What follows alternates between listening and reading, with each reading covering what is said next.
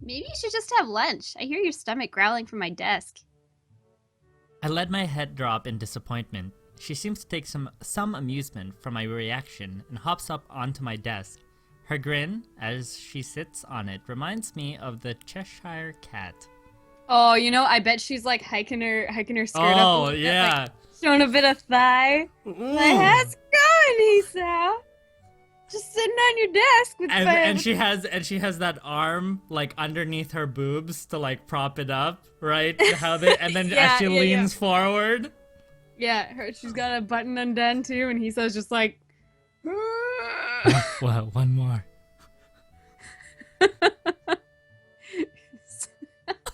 like baseball, cold showers. Oh, he so needs to get laid. Yeah, yeah. We've waited a long time in this arc, and I just hope it never happens. That's all I'm saying. I just hope it never happens. I I would be I've said this 100% I've said okay. this before. I don't think it's going to, but it's also because I don't want it to. Because Hanako's like, she's such a baby. Unless there's like a time skip and she's all like sultry woman and grown out of her, then I'm okay with that, but We'll see. whatever. So, what you working on? Some math. I have a decent handle on it, but I just wanted to revise. Oh, really? Let me see that. Look at her face. What a friggin'. Ooh, what a minx. She's a That's little- the word. I was she's gonna say there. sphinx, and I was like, that's not the right word. No, no. What a sphinx. Answer my riddle or die. Oh, damn, girl! Ah, get off my desk. Before I can object, she grabs my mathematics book with her hand. She scans the page I was on, holding open with one hand as her left arm sitting uselessly on her lap. In my time here at Yamaku, I've noticed that the other students have a wide range of adjustment to their disabilities on a purely practical level. Miki is one of those who seem to have some trouble. The stump on her left arm tends to either hang by her side, slipping into a pocket, or otherwise put out of the way. Sometimes she has difficult time doing common tasks, which makes her visibly quite frustrated. I feel a little bad for thinking this way, but I'm thankful that Hanako and I don't have disabilities affecting our freedom of movement to that extent. Then again, if Miki's problem worsened, at least she wouldn't have a real possibility of dying. My attention is refocused as she thumbs through a few pages, skimming their contents. With such casual interest in the subject matter, it's clear by now that she won't be any help. I'm guessing you're not too interested in this stuff. Screw math. It's boring as hell. She puts the book back in front of me with indifference. Her eyes move to the notebook beside it I'd been working out practice equations on. Wait, you're actually able to work that stuff out? Yeah. Wow, I've never talked to a computer with legs before. Thanks, I think. At least I'm doing better in this than history. Think it's worth asking that librarian for help? I heard she's shooting for uni. Ah, Yuko? Maybe. I don't know what she wants to study, though. So what about you? Got anything you're thinking of doing after you graduate? Me? Nah, not really. Just enjoying it while it lasts. She looks a little awkward when asked about her future, and absent-mindedly rubs her left forearm. I kind of want to ask her about it, but I don't think I know her well enough to do so. The conversation peters out, and I lean back in my chair, giving up on the prospect of studying. Miki notices my tired expression and looks oddly serious. Thinking about Hanako? It's that obvious? You've been glancing at her seat, and you've been pretty quiet. Not too hard to connect the dots. I'm just worried about her. Yeah, I can see why you would be. She can get weird sometimes. She sounds put off, but I can't blame her. Hanako was a hard person to interact with before she warmed up to me, even with Lily around to help. I haven't known her for that long either, so some of her habits would still be unknown to me. My face becomes troubled. If I hadn't developed feelings for her, this would be at least a little easier to deal with. I mean, no offense. She isn't a bad person, I know that much. I know. I didn't take it that way. It's just harder to deal with when, well, you know, you have feelings for someone. Yeah, I can imagine that. It's hard to forget something like what happened to her during class, too. I wish she hadn't reminded me of that. She just confirmed that it was clearly noticed by others in the room as well. Come on, don't get that down. She's done this before. You've just gotta wait it out. She locks herself in her room and acts like an empty husk of a person for a sizable amount of time, ever since she entered Yamaku, if not before then as well. And I'm not supposed to be concerned about that? Well, I might think about that, but there's nothing that I can do. I can't force her to come out, and she does see a therapist, so it's not like she isn't getting any help for her issues. Maybe it's natural to think that way when you're so powerless to help someone. That's just the way she is, and you just have to deal with it. As I mull things over, I notice a movement out of the corner of my eye. I glance to see who it is and end up doing a double take. Sure enough, it's Hanako. She walks through the door just as she would any normal school day and begins to move towards her seat in her usual silent and humble manner. She looks at me for a moment before blushing and looking away in embarrassment, which makes me realize I was staring at her. I feel sorry for that, but not doing it is hard after all that's happened. The girl sitting on my desk looks to me, grinning. See, your sweetheart's back already. What did I tell you? You be quiet. It might only be meant as a joke, but she hits close enough to make me quite uncomfortable. As we talk, someone calls Miki's name from the door. She jumps down from her vantage point on my desk before turning to me. Gotta go, Hisa. Remember to eat sometime, will ya? Fine, I will. See ya. She gives a casual salute before jogging over to the door, where a male student in gym uniform is waiting for her. Probably somebody from the track and field. It's Tyrone! Fucking Tyrone! He's back! Oh. Yo, Miki! Yo, baby girl! Yo, baby girl! Let's go to the shed!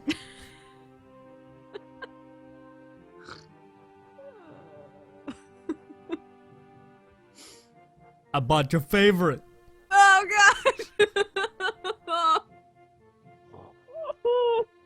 Strawberry Luva. You shouldn't have.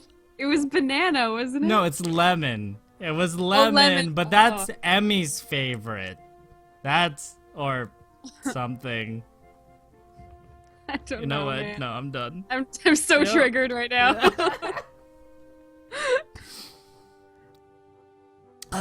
Seizing the opportunity, I get up and make my way to Hanako's desk. You okay? Hold it together. Hello. Hi, Hanako. What's up? Nothing. Maybe talking to her this soon after she came back to class was a bad move. I want to go come... Ugh. Whoa, yeah you do.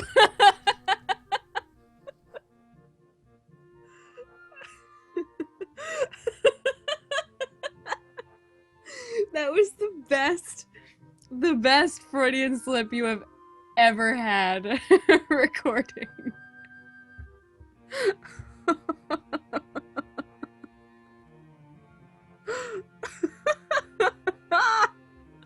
Oh my gosh. Whoa! For those of you listening to this, that entire silence was just Sangka facepalm. Oh. Oh my god, I want to go come. Nice!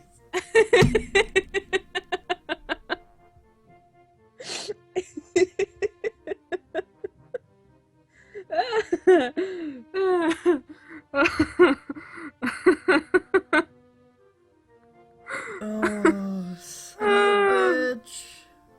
All this Tyrone talk is just woo, taking you somewhere.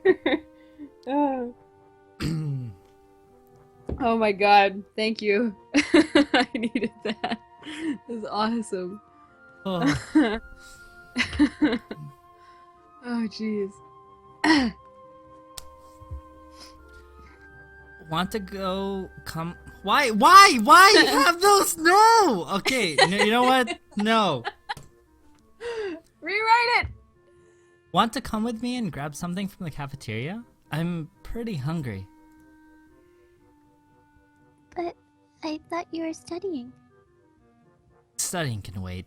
Turning up for class after all this time must have taken courage for Hanako. So at least I can do is stay with her. That's just the way she is, and you have to just deal with it. It's the way Miki and probably the whole class views Hanako. I can do more for her though. I want to do more for her. After being distracted by Miki, I don't think I'm going to get any work done. Come on, let's go. She hesitates, but eventually gets up and joins me as we begin walking. These may be small steps for her, but the fact that she's finally out of her room of her own violation lifts a large weight off my shoulders.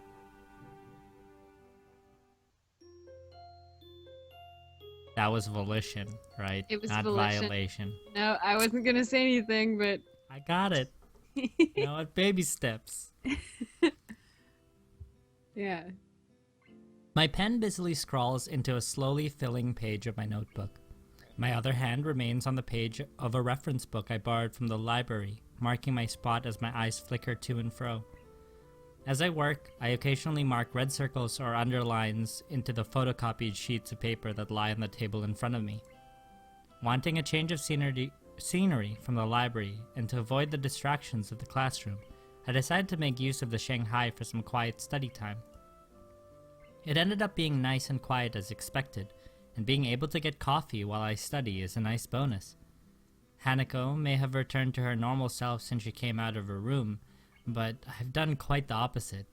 Daily routine may have returned to us, but I feel as if I'm a different person. Maybe I'm not. It's only been a few days after all, since I decided I wanted to try and get out of the rut I found myself in after my accident. But I want to change, and I'm now actively working towards that goal. Or at least, I would like to think I am. Ugh, this is impossible. Brute forcing isn't going to work. What's more, I have another piece of writing I have to do after this. I fear that's going to be no easier. I look up in mild surprise to the source of the tentative voice. Yuko stands at the head of the table with a damp towel in her hand, clearly having taken the opportunity to clean the tables while no other patrons were around. She looks curious, her eyes as much on my work as on me. What's the matter? I was just wondering, what sort of work are you having so much trouble with? Oh, it's just history. I'm fine with science and math, so I'm trying to get my other subjects up to par. Yuko looks positively delighted at this development. I feel like I just chose the right answer on some big quiz show. Oh, I can help you with that. If you don't mind, of course. I briefly consider turning down the offer in order to not cause her too much trouble, but she looks too excited about this for me to do it. It would be mean to shoot her down like that after such a reaction. If you're willing to help, I'd really appreciate it. She claps her hands together and quickly deposits her towel on the counter before returning and taking a seat across from me. I take my notebook off the top of the textbook and hand it over to her to peruse. So, you're studying the Edo period. Yeah, I'm not really much good at this, though. She takes the textbook and reads a few pages from a random section near the middle for a bit, but the aura of enthusiasm she's been radiating previously is rapidly sapping away. I'm guessing this isn't the kind of history you were expecting? Oh. Unfortunately not. My main area is European history, especially in the classical era. Sorry.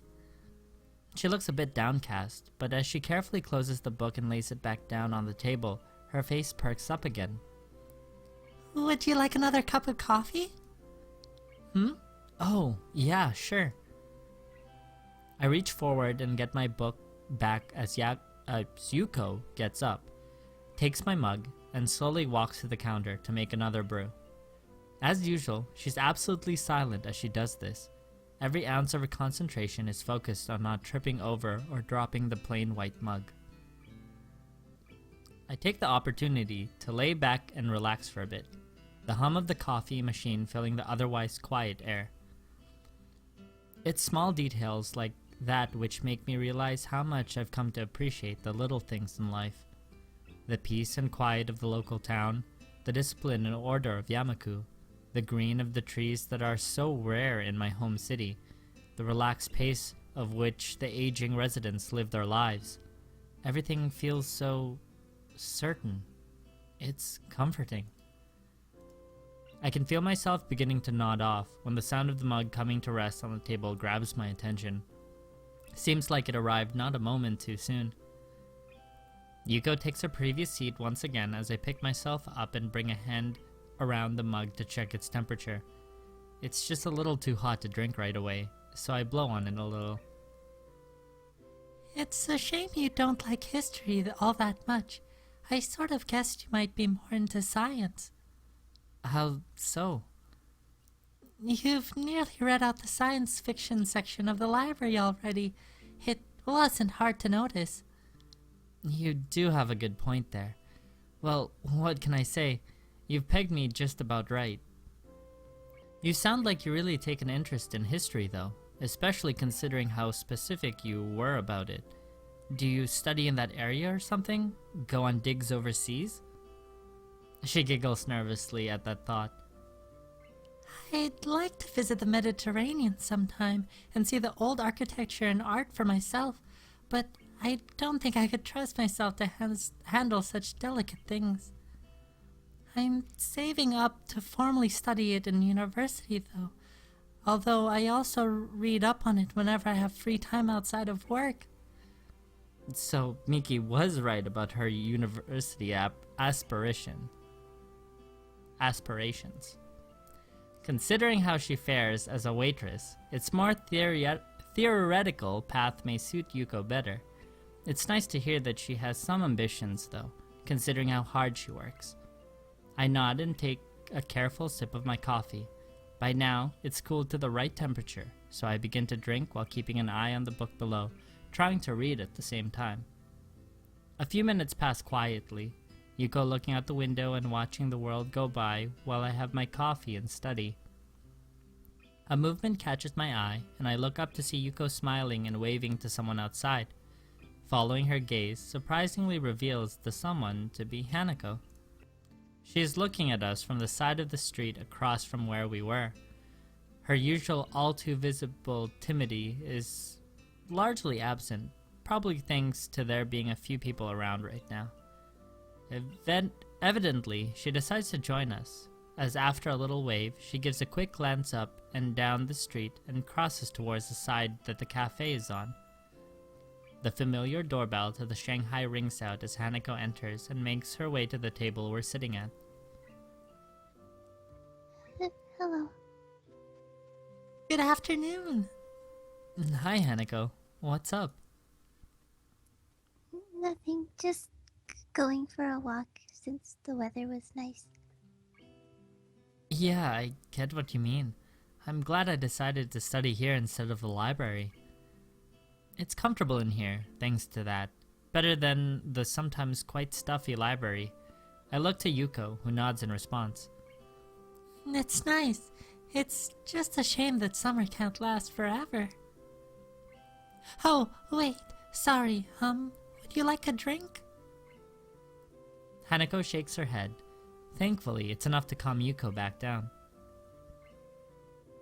How are you going with studying? Okay, Ish. Oh yeah, have you talked with Lily? I'm interested too. How is she doing? She's enjoying it, I think. I think that's all we're going to get out of her. Being around Yuko is tensing her up. Ah, it would be so nice to travel to Scotland. Green fields, castles, lovely small towns, men in kilts, interesting history.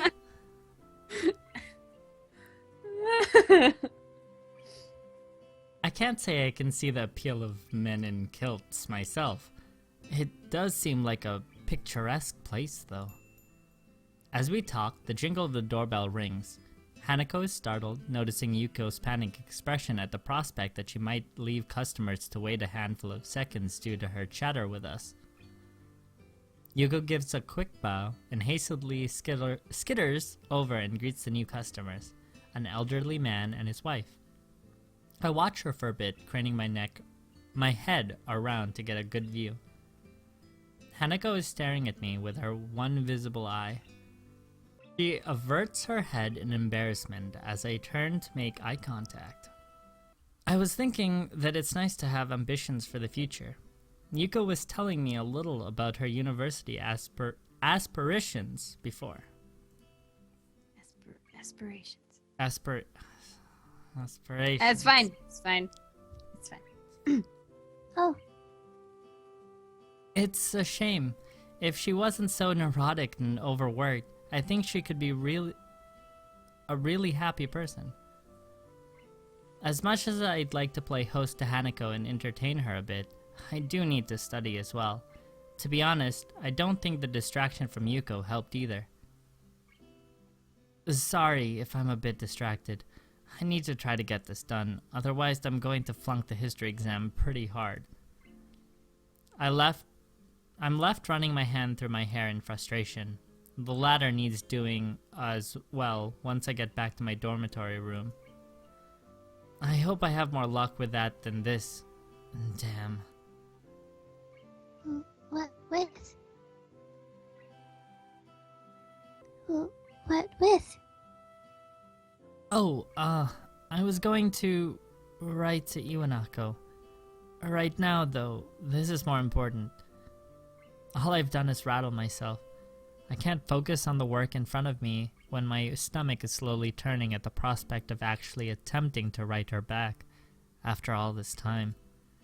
I force myself to concentrate on the book, picking up my pen once I've a quick sip of coffee.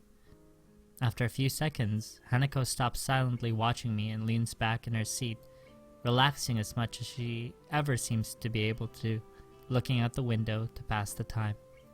We stay like this for a long time before leaving for the dormitories together. I'm surprised she had the patience to wait me out. This is the first time we've ever written Iwanako back, right? Yes, it is. Huh. Iwanako's letter lies on my desk beside the blank sheet of lined paper and unused envelope. The tapping of my pen is the only thing to be heard this late at night. As I feared, my second task for the day turns out to be just as difficult as the first, if not harder. It's been so many months since we even saw each other. Even so, I can still remember what she looked like, what she sounded like, and what she acted like. By now, though, the little details are beginning to slip away. When I first saw her letter, I barely recognized her handwriting at all. Even the pink pen she always used was forgotten until her writing reminded me of it. I wonder why she didn't use it for the letter. She used to write everything with it. Maybe she thinks it's too immature now. I should be thinking about myself, and about what I want to communicate to her. My mind can't stop concentrating on her, though. On the past we shared before it was taken away so suddenly. The bright and slightly garish decorations suit her sense of aesthetics. Picking up the letter to take a closer look at it, I give a long sigh. This is the last link binding me to the past. Iwanako didn't suddenly cease to exist when she left my hospital room for the last time, but I needed this letter to remind me of that. I had all those feelings neatly filed away. I felt as if I didn't need them, that I could just begin life completely anew. It was easier that way. In the end, I suppose that was rather naive thing to think. Sooner or later, my past would have caught up with me one way or the other. But what am I supposed to say to her? Thank you for bringing me closure? All the letter did was end the sense of closure I'd previously felt. Try as I might, I can't write so much as a single word down on the paper in front of me. I can't even think of what exactly I want to say. Putting the letter down on top of the blank sheet, I gathered the materials together and filed them away in my drawer. The clunk the desk makes as it closes makes me momentarily tense in frustration before I get up to go grab a drink from the vending machine on the first floor. I tried, but I couldn't do it. After all the time that's passed, I still don't know how to deal with Iwanako.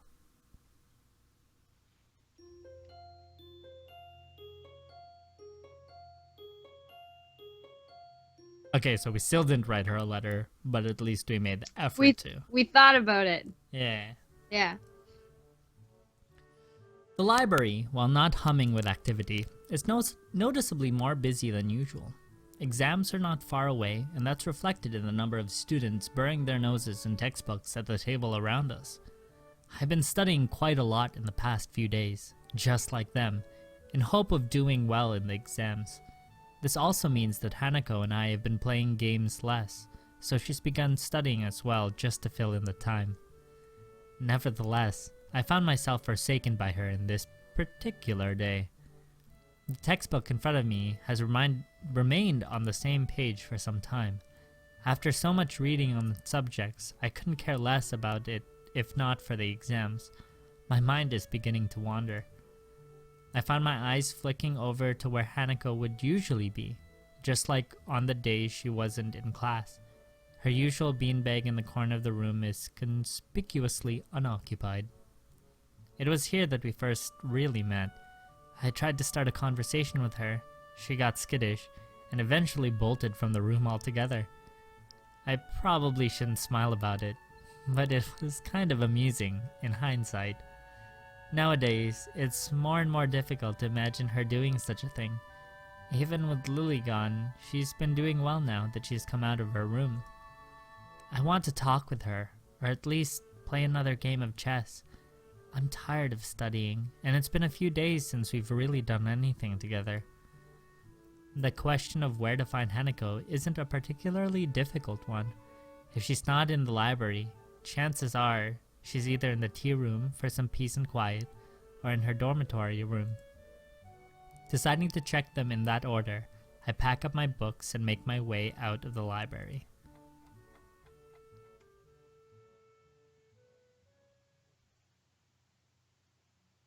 I stretch and give a loud groan as I walk down the hallway. Studying may be frustrating at times, but with the progress I feel I've made, there is also some sense of pride in getting it done. It's a good feeling. There isn't a sound to be heard from inside as I stand in front of the door to Hanako's room. I guess this isn't very indicative of whether she's inside or not, given how quiet she usually is. Still, she wasn't in the tea room. I try knocking lightly to make my presence known, but I'm surprised when I find the door unlocked and yielding at my touch. With a small creak, the door opens. It looks like my suspicions were correct. Hanako is indeed here. She's sitting at the table with an open book in front of her, but pays it no heed as she keeps looking out the window. She looks utterly oblivious to my presence. With her head thoughtfully resting on her hand, she looks calm and collected. It's a shame she can't look like this more often. Smiling a little, I walk up to the table and softly speak to her. Good evening, Hanako. Hanako's head turns a little to see me, but she's still only half there. I put a hand on the table and lower my head to better look at her face, mildly curious about what mood she's in. What's up? She gasped a little, finally acknowledging my presence in the room for the first time. Hanako's blushing really heavily.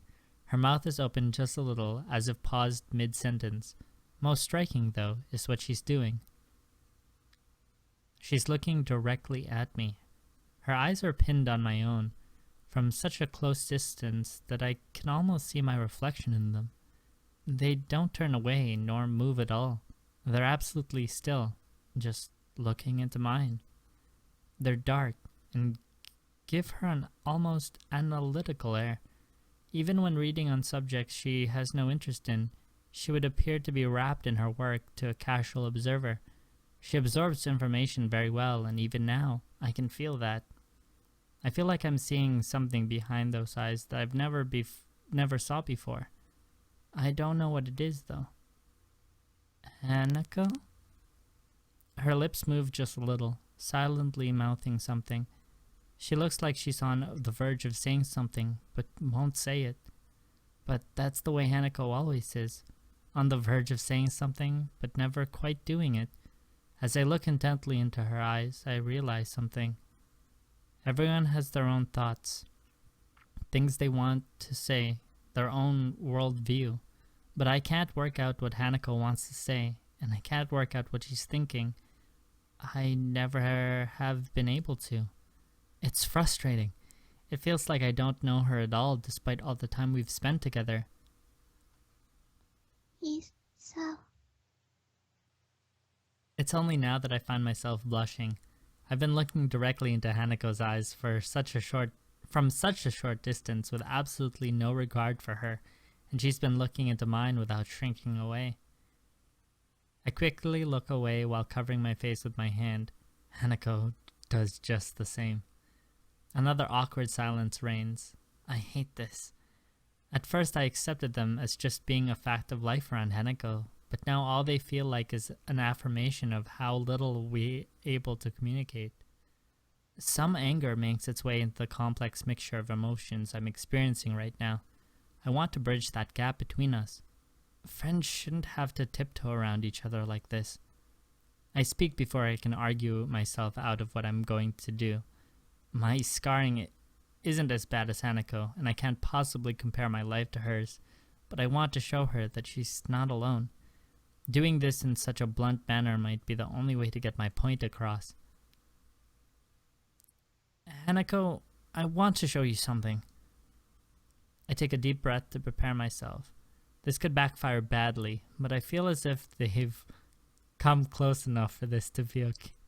I'm just sorry. I'm just picturing he's out with like this serious look on his face, and then all of a sudden the twinkle in his eye as he just like with a twirl takes his shirt off, and it's just like see, and she's just like, whoa, what are you doing? That's totally gonna happen. Maybe not in the way that he that you just described. Oh, sorry. He as he looks her in the eye, he starts sensually unbuttoning his Just his slowly.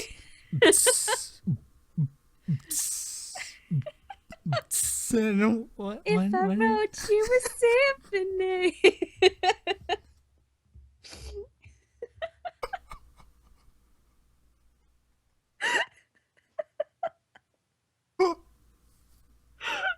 Yes. Just yes. Oh my god. I'm not going to strip naked or anything weird. I'm just going to take off my shirt. Hanako's eyes grow to the size of saucers. Her face is an amusing mixture of curiosity and nervousness as she stands. It helps take the edge off my own nervousness at doing this in front of another person. The cops are coming for me. Oh, well, thank you everyone for watching. Slowly, my entire body feeling tense, I unknot my tie and begin to loose the first of the buttons.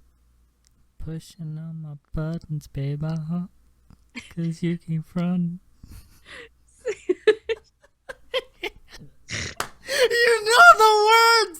Yes, I do. Yes. Please. I was in my lower teens when that song came out. I learned all the words because I had nothing better to do. Oh. I'm trying to mentally block out Hanako to make this easier, but it's not really working. As I work my way down, I expect to hear some form of protest from her. No, she's just there with eyes glued. Yeah, nah, Hisao, you're a solid 10 there, buddy. Keep going. Keep going, please. Yeah, he's a good looking dude. He We've is a said good this looking before. dude, yep. He's a stud muffin. He is. There would be no other way for him to get all these girls otherwise. She remains silent though, which just makes this feel even stranger. With the last of my shirt unbuttoned, I take a deep breath and look at her.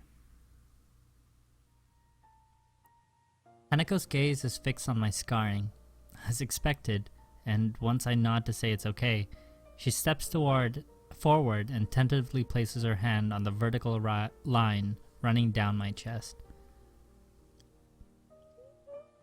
The scarring on her hand, a pattern of damaged skin across its surface, contrasts with a single uniform line that bakes up mine. Her hand isn't trembling at all, unlike what I predicted. This is... The scar from my surgery that followed my heart attack. The surgeon had to cut open my chest to operate on my heart. I never knew. Hanako's words are calm and softer than usual. The soft feeling of her fingers moving from my scar to my breast make me hesitate a little before continuing on. You're the first person to see this since I left the hospital. But why are you showing this to me? I wanted to prove to myself that I could do this, that I could accept my past and move on. I wanted to show you that you as well. Good save. Thank you. She nods. From her reaction, she seems to know how difficult this is for me. More than anything, the scar represents a visible reminder of my condition. A reminder that I'm not normal anymore. That's something that, until now, I had tried my hardest to ignore. As the minutes tick by, Hanako's gaze lingers. Her eyes look less focused on my scarring than before. The situation feels a bit different than it previously did, and makes me feel slightly uncomfortable. Oh, you like it. He totally likes it. Her hand retreats, and I draw my shirt closed and begin to button it up. Her blushing face suddenly returns to its typical tense and timid state as she looks away. The room is completely silent as I fix my shirt and tie, feeling put off after such an unexpectedly intimate moment. So, I guess you're not the only one that's scarred. Hanako smiles a little at the joke, thankfully lightening the atmosphere a little bit. Thank you, Hisao. I think I understand. I give a long sigh of relief. I really didn't know how she'd take it, but I'm glad everything seems to have worked out as I hoped. Hanako's smile only proves that further. I'm finding the path I want to follow now, and that Hanako needs to do is find her own. It's something I can't help her with, and it's something that she needs to overcome her past in order to do. Hanako checks her watch. It's getting late by now. Hisao, Yeah, I'd better be going. I'll be thankful for some sleep. It's been a long day after all. Good night, Hanako. good night. Oh! I thought she was gonna ask him to stay. Whew. I thought so too. Oh, dodged the bullet. Yes. Yes. Oh, dodged the bullet. We good. We good. Virginity still. Secured. Yeah. Still aiming to be a wizard. I make my way out of her room and into the hallway, remaining silent as I do so.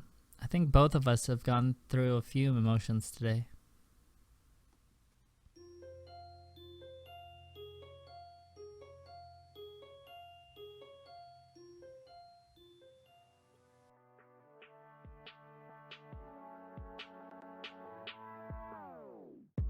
It doesn't make us strong, it doesn't make us weak. Tongue-tied to service like shy preteens. I could only breathe